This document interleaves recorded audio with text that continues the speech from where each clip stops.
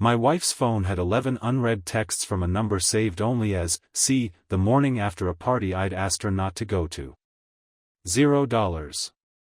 That's what it cost her to lie to my face about where she'd actually ended up that night, versus the version she gave me over coffee 8 hours later, sitting across from me at our own kitchen table like nothing about her voice had changed at all. I thought her confession that morning would be the worst of it. I was wrong. Because 6 weeks later, a name I trusted more than almost anyone outside my own marriage turned out to have been standing in that same room the entire night, watching something happen, and saying nothing to me for over a month. But here's what neither of them knew: I'd already started keeping a quiet record of my own by then, long before I had any real reason to.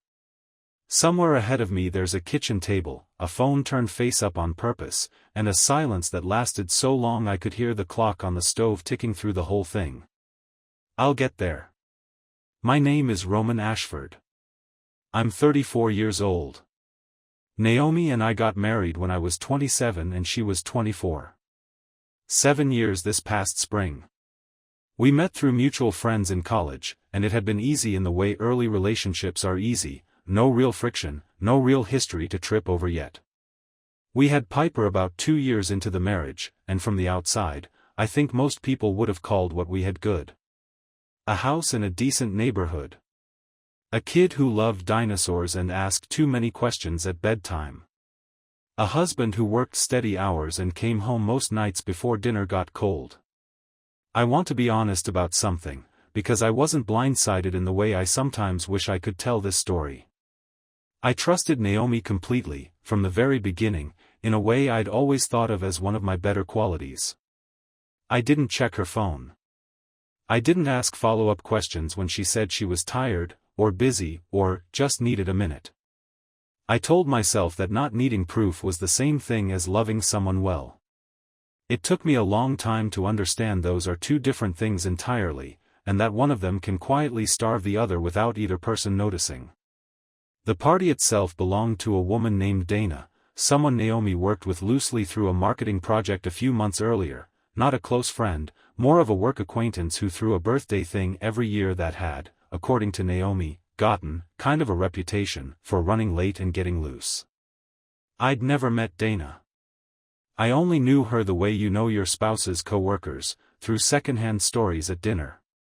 I didn't love the idea of Naomi going, if I'm being honest, though it took me a few days to even name why.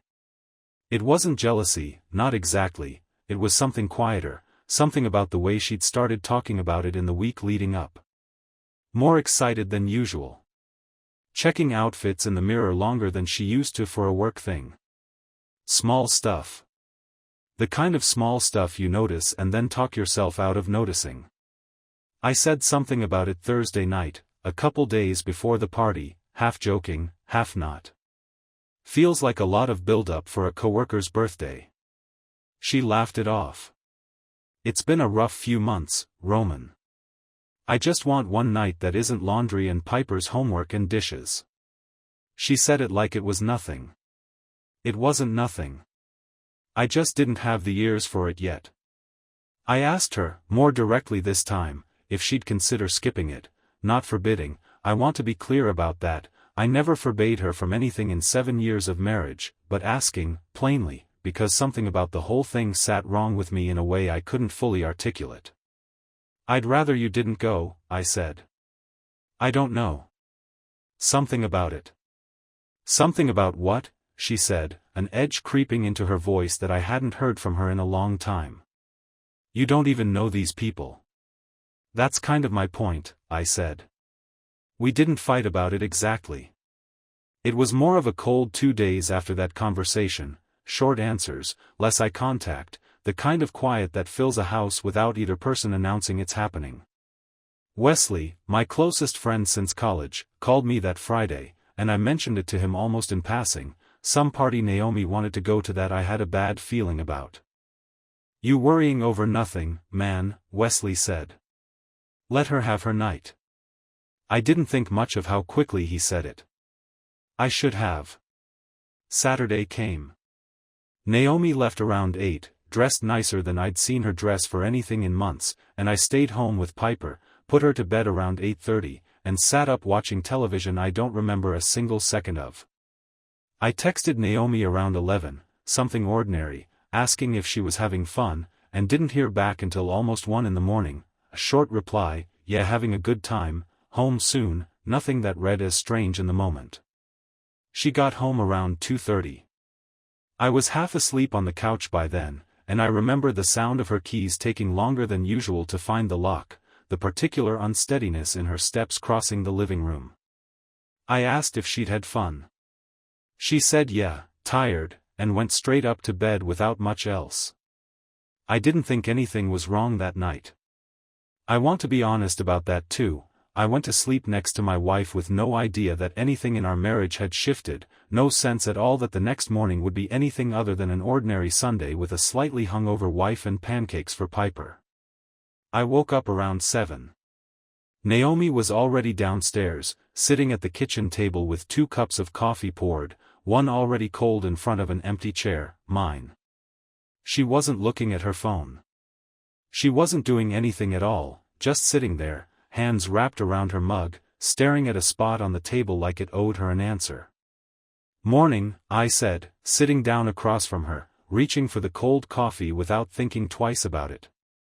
She didn't say good morning back. She looked up at me instead, and something in her face made me set the mug back down before I'd even taken a sip. "I need to tell you something," she said. "And I need you to just let me get through it before you say anything." I didn't know it yet, sitting there with a cold cup of coffee in front of me, that the next 4 minutes were going to end the version of my marriage I'd fallen asleep inside less than 7 hours earlier. I set the mug down and waited. She wrapped both hands tighter around her own cup, like she needed something to hold on to before she could get the words out. "I kissed someone last night," she said. "At the party." The kitchen went very quiet. I could hear the clock on the stove, something I'd never once noticed had an audible tick in 7 years of standing in that room every single morning. "Who?" I said. Not really a question yet. More like I needed to hear a name before I could figure out how to feel anything at all. "His name's Chase," she said. "He works with Dana." "I don't, Roman, I don't even know him." "It was one time." It didn't mean anything. "You said you were tired last night," I said. "You came in and said you were tired and went to bed." "I didn't know how to say it," she said. "I laid there for 2 hours trying to figure out how to say it, and I couldn't, so I just didn't. I'm sorry. I should have told you right then." I want to be honest about the fact that my first reaction wasn't rage. It was something quieter and stranger, a kind of disbelief that made the whole conversation feel like it was happening to someone else, someone I was watching from a slight distance. "Did anything else happen?" I said. "No," she said, too fast, and then, softer, "I don't think so. I'd had a lot to drink.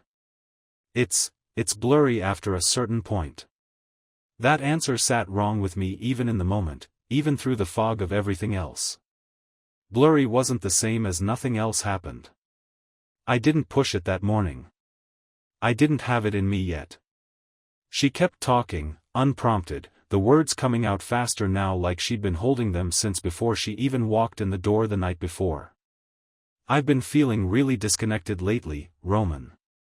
Like I stopped being a person and just became Piper's mom, the one who does the laundry, the one who's tired all the time. I'm not saying that to excuse it. I'm just trying to explain why one dumb night at a party turned into something I can't take back." I didn't say much of anything that morning.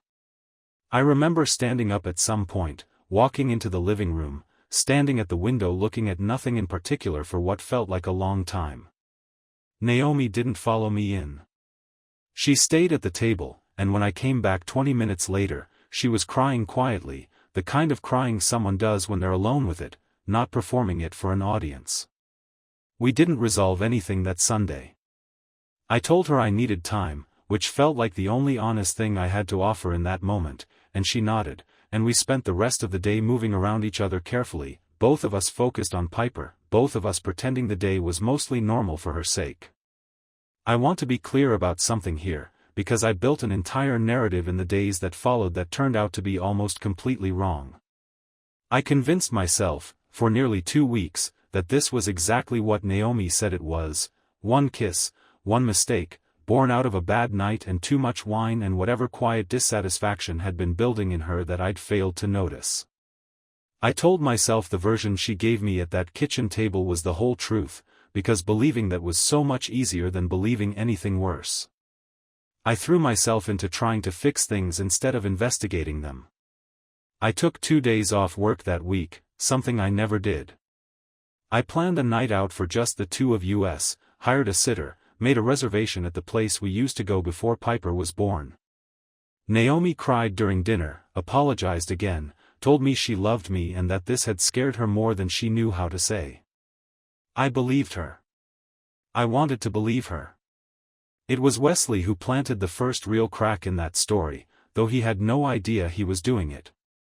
We got beers about 10 days after the party, something we did most weeks, and I mentioned, carefully, some of what had happened, not everything, just the outline, since I still hadn't told anyone the full shape of it. Wesley went quiet in a way that didn't match how he usually reacted to things. He'd always been the guy with an opinion on everything, quick to weigh in, quick with a joke to cut tension. This time he just nodded slowly, picking at the label on his beer bottle. "That's rough, man," he said. "You doing okay?" "Trying to be," I said. "She says it was one time. One kiss." Something crossed his face, there and gone fast enough that I almost missed it. "Yeah," he said. "Well. For what it's worth, I think you guys can get through it." I didn't think much of that moment again for almost 3 weeks. I should have. Over the next month, small things started accumulating in a way I noticed but didn't yet connect.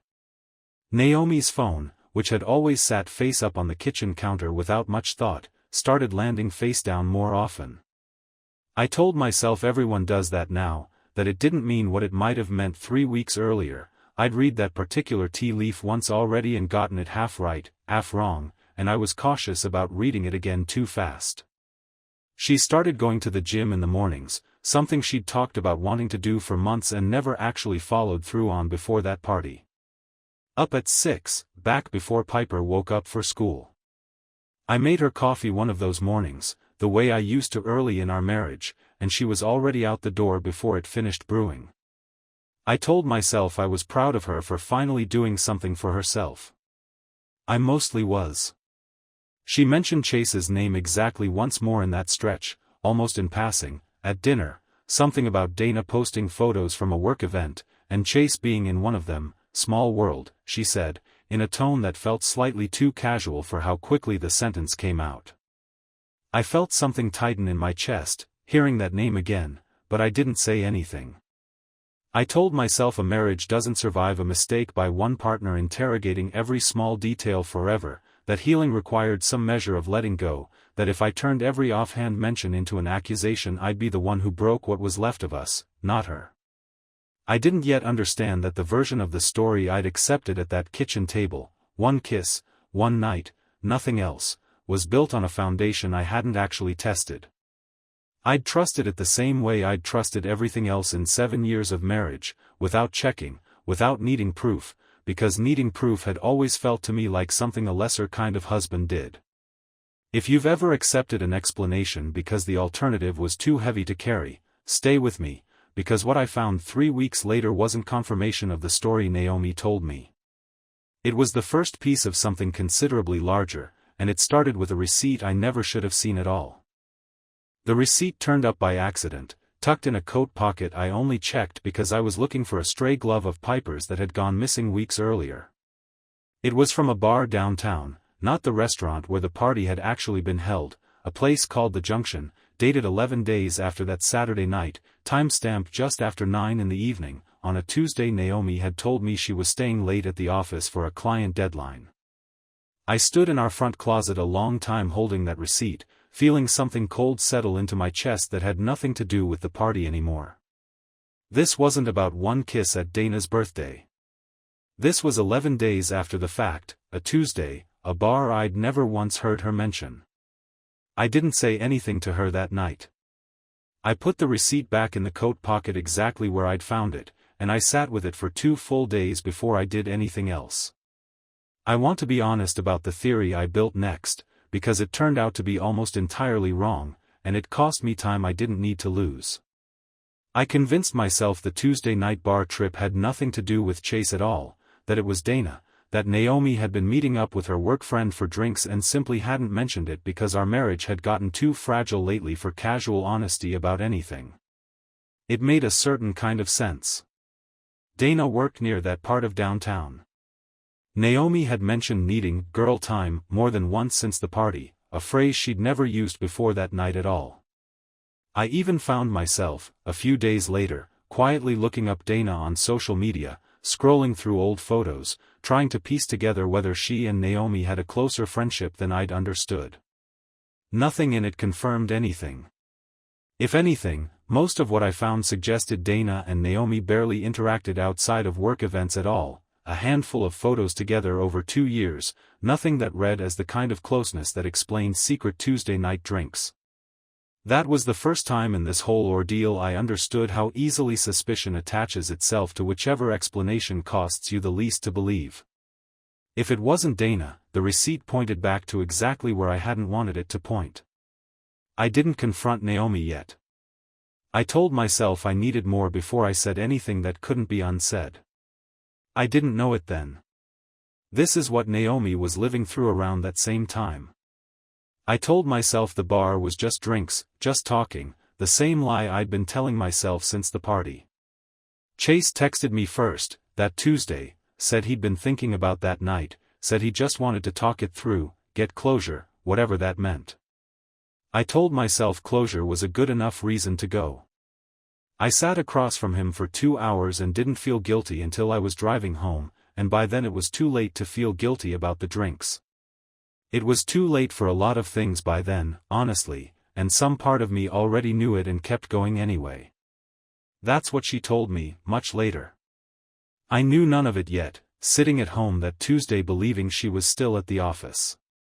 The following week, I noticed Naomi's phone buzz twice during dinner, both times face down, both times she glanced at it and didn't pick it up. Small thing. I filed it. 2 nights after that, I woke up around 1 in the morning and she wasn't in bed.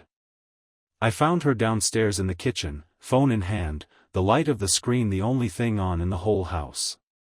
Couldn't sleep, she said, setting the phone face down on the counter a beat too quickly. Piper thing on my mind.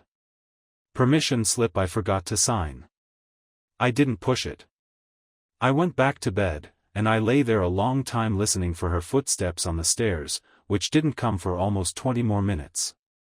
If you've ever laid awake counting the minutes someone else was awake somewhere else in your own house, you know there's no version of that feeling that reads as nothing. Stay with me, because what I found the following weekend wasn't just another receipt. It was a name I hadn't expected to see attached to any of this at all, and it came from someone I'd trusted since college. The name was Wesley's. It happened almost by accident. Piper had a birthday party that Saturday, a whole group of families crammed into a trampoline park, and Wesley came along like he always did, practically an uncle to her. At some point, standing near the snack table while the kids ran wild, Wesley's fiancée, Renee, mentioned offhand that she was glad the two of them had made it to Dana's party that night after all, since Wesley had almost skipped it. I stood there holding a paper plate of pizza, feeling something shift under a piece of information I hadn't had 30 seconds earlier. Wesley was at the party? I said. Renee looked at me, confused by the question. Yeah, Dana's his cousin's friend or something, small world, right? He said you knew already. I hadn't known already. Wesley had never once mentioned being there, not that Friday when I told him about the party, not any conversation since, not even the night I'd told him the outline of what happened. I found Wesley by the bounce house 20 minutes later, and I asked him straight out why he'd never told me he was at that party. He didn't answer right away. That pause told me almost as much as whatever he said next. I didn't think it mattered, he said. I left early. Didn't see much. You said, let her have her night, when I told you I had a bad feeling about it, I said. You knew you were going to be there the whole time. Roman, come on, it's not like that, he said, and something in his voice had a defensiveness to it that didn't match a man who'd genuinely left early and seen nothing. I just didn't want to make it a bigger deal than it needed to be. I didn't get anything else out of him that day, not with Piper's party in full swing around us and 30 other parents within earshot. But I left that trampoline park with a new, colder question sitting underneath everything else, not just what had happened between Naomi and Chase that night, but what Wesley had actually seen, and why a man I'd trusted for over a decade had decided, on his own, that I didn't need to know it. I didn't confront Wesley again right away. I needed to think, and thinking clearly around him had gotten harder the moment I understood he'd been withholding something from the very beginning. I went back to the receipt from the junction instead, and did something I'd never done in 7 years of marriage. I pulled up our joint bank account and went through the transaction history for the past 6 weeks, line by line, looking for anything that didn't match what Naomi had told me about her days. Most of it was ordinary. Groceries, gas, Piper's school fees. But there, on a Thursday I remembered clearly because Naomi had told me she was getting her hair done that afternoon, was a charge from a coffee shop 2 miles from the salon she usually went to, not impossible on its own, but paired with a second charge 20 minutes later at a parking garage attached to an office building I knew belonged to an event marketing firm, the same industry Naomi had mentioned Chase worked in. I sat with that for a long time before doing anything else. Not confronting her yet. Not calling Wesley. Just sitting with the shape of it, the way you sit with something you already suspect but haven't yet let yourself fully believe. The piece that reframed everything came 4 days later, and it came from Wesley himself, though not the way I expected. He showed up at my door on a Wednesday evening, unannounced, something he'd never done before in 15 years of friendship. He stood on my porch a moment before saying anything, and when he finally spoke, his voice had none of its usual ease. I need to tell you something, he said. And I should have told you weeks ago. I stood there holding the door, feeling my chest tighten the way it had at that trampoline park. I saw them together that night, Wesley said. Not just the kiss. I saw them leave together, before the kiss even happened, and I saw them come back almost an hour later. I don't know what happened in between. I didn't ask. I told myself it wasn't my business, and then once she told you it was just a kiss, I didn't know how to correct that without blowing up everything for both of you. An hour. Not a kiss at a party. An hour unaccounted for, one Naomi had never once mentioned in any version of that Sunday morning confession. Why now? I said. Because Renee let it slip you already knew I was there, he said. And because I've been sick about it for 6 weeks, and because you're my friend, and I should have been your friend from the start instead of trying to protect everybody at once. He looked at me, something genuinely wrecked in his face. I'm sorry, man. I don't have a better excuse than that. I didn't forgive him that night. I told him I needed time, the same 4 words I'd given Naomi weeks earlier, and he nodded and left without pushing for more. I came close to confronting Naomi with all of it that same night, the bank statement, the coffee shop, the parking garage, Wesley's account of the missing hour. I stood outside our bedroom door for a long moment, folder of printed statements in my hand, and then I put it away instead. Not because I'd stopped believing it mattered. Because some part of me needed one more piece before I said anything that couldn't be unsaid, something that would leave no room for the kind of partial explanation I'd already accepted once. That piece came from Dana, of all people, 3 days later. I'd never met her, but I found her online and sent a message I rewrote 4 times before sending, careful, not accusatory, just asking if she remembered anything from that night that might help me understand what happened. I didn't expect her to respond at all. She did, within an hour, and what she told me confirmed the missing hour and added something Wesley hadn't known: Chase and Naomi hadn't just left together that night. According to Dana, it wasn't the first time they'd met. Chase had been at 2 other work events Naomi attended over the previous 3 months, and Dana remembered Naomi mentioning him by name before the party ever happened, in a tone Dana described as more than just work-friendly. 3 months. Not one drunken night at a birthday party. Something that had been building for 3 months before that Saturday even arrived. I sat with that information a long time, feeling the whole shape of the story I'd been told rearrange itself into something I hadn't let myself imagine. I didn't confront Naomi yet, even with all of this laid out in front of me. I told myself I wanted the confrontation to happen on my terms, not in a rushed, half-formed moment born out of finding one more piece of paper. I picked the following Sunday, the same day of the week she'd first confessed to me, though I didn't choose it for that reason consciously until I was already sitting at that same kitchen table, folder closed in front of me, waiting for her to come downstairs. I didn't know it yet, sitting there in the early morning quiet, that the conversation about to happen would look almost nothing like the one I'd rehearsed in my head over the past several days. Naomi came downstairs around 8, same as most Sundays, and stopped in the kitchen doorway when she saw the folder sitting on the table between us. "What's that?" she said. I opened it instead of answering. The receipt from the junction first, laid flat between us. 11 days after the party. "You told me you were at the office." Her face didn't move much, not yet. "Roman." "The bank statement." I set it down next to the receipt. "Coffee shop, then a parking garage 2 blocks from Chase's office." "Same Thursday you told me you were getting your hair done." "That doesn't prove." "Dana told me he'd been at 2 other events with you before the party," I said, my voice staying level even though something in my chest had started shaking. 3 months, Naomi. Not one night. She sat down slowly across from me, and for a moment neither of us said anything at all. The clock on the stove ticked through the silence the same way it had 6 weeks earlier, the same room, an entirely different conversation now sitting on top of the first one. "Wesley saw you leave together," I said. "An hour unaccounted for. Not a kiss. An hour." Something in her face finally broke.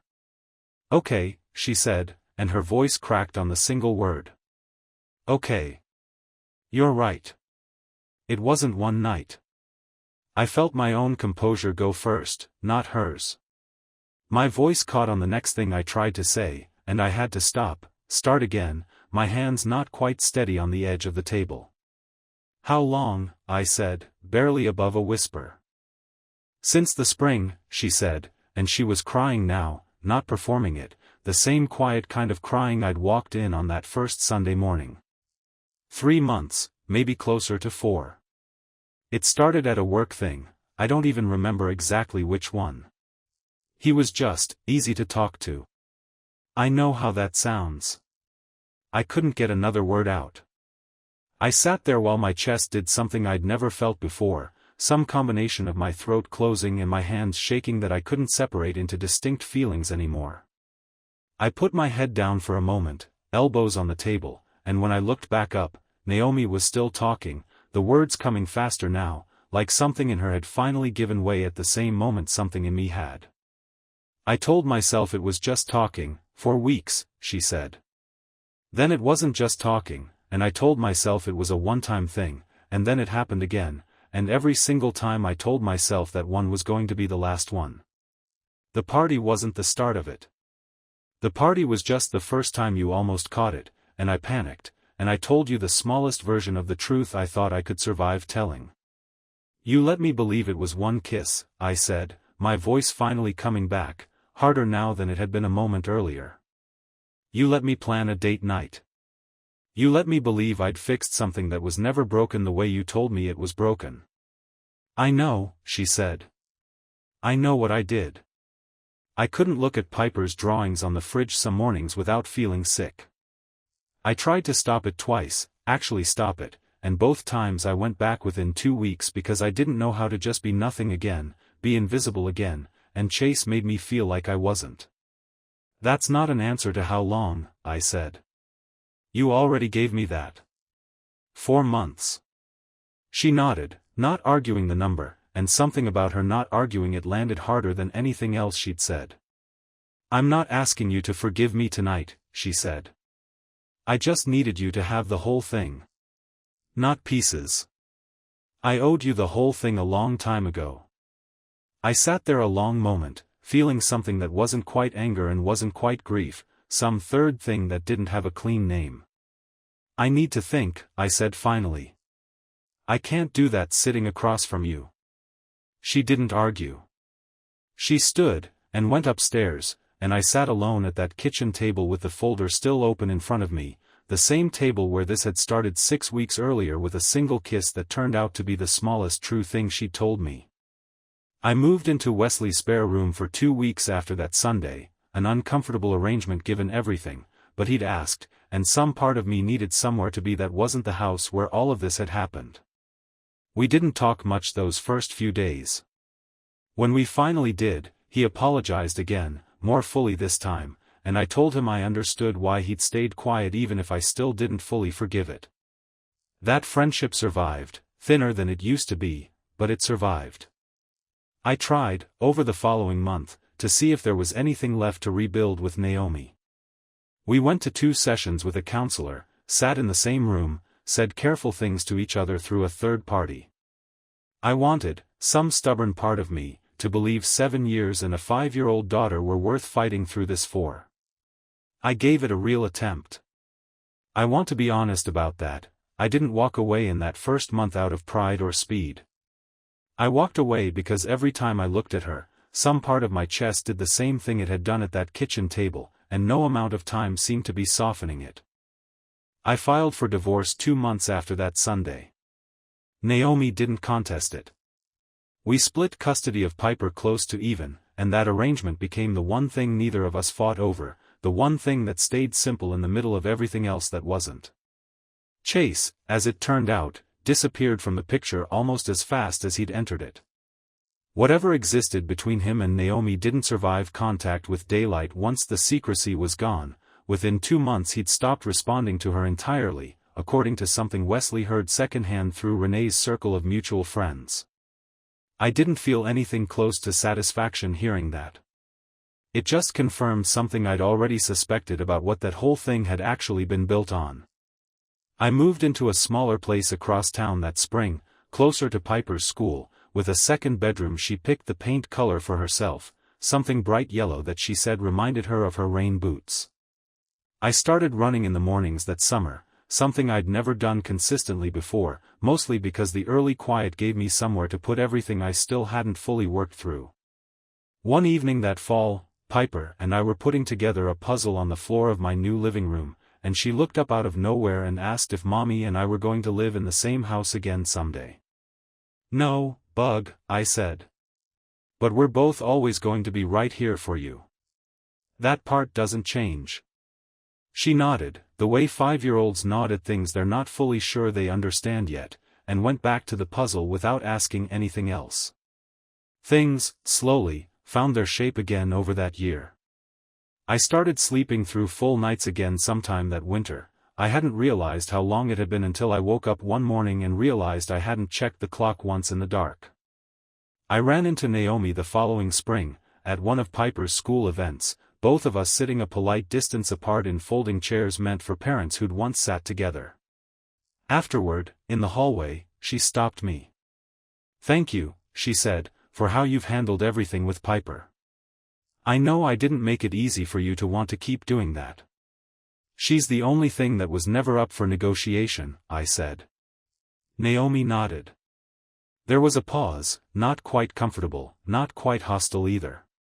"I'm sorry," she said. "I know that doesn't undo any of it."